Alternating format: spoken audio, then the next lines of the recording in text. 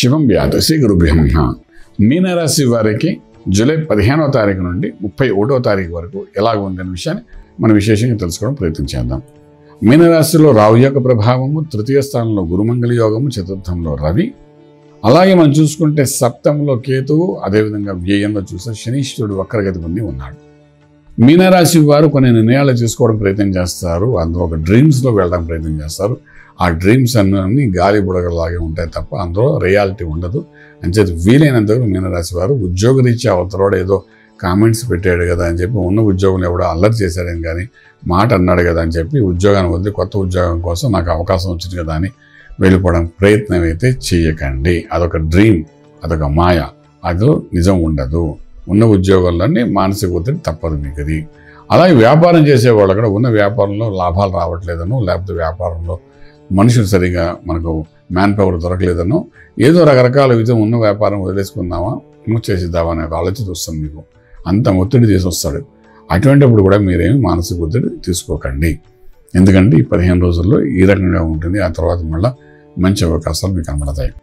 అలాగే import export వ్యాపారాలు కూడా చాలా న్యూట్రల్గా ఉంటుంది. అదేవిధంగా విదేశాలకు వెళ్ళి చదువుకోవాలనుకున్న విద్యార్థులకు ఫ్రస్ట్రేషన్ పడడం, దానివల్ల ఏ యూనివర్సిటీకి రాలేదు కదా అని మానసిక ఒత్తిడి పొందడం, అల్టిమేట్లీ వచ్చే 15 రోజుల తర్వాత మీకు మంచి యూనివర్సిటీలో సీట్ వస్తుంది, భయపడకండి.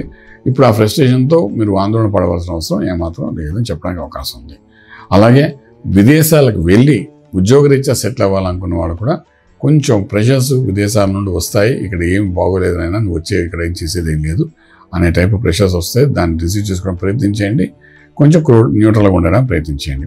అలాగే విదేశాల్లో ఉన్న విద్యార్థులు కానీ వాడు ఉద్యోగరీత్యా చేసే ప్రయత్నాల్లో కొంత ప్రయత్నం లాభం లేకుండా చేసుకోగలిగితే లాభాలు పండే అవకాశం ఉంది.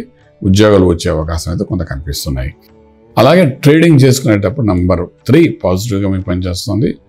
లక్కీ నంబర్ 3 అని చెప్పచ్చు. అదేవిధంగా మంత్రం దగ్గరకు వచ్చినప్పుడు ఏ మంత్రాన్ని సాధన చేయాలి అంటే ఇక్కడ మీనరాశి వారికి చూసుకున్నట్టే సప్తంలో కేతు, అష్టంలో శనీశ్వరుడు, ఇవన్నీ ప్రభావాలు బాగా కనబడుతున్నాయి.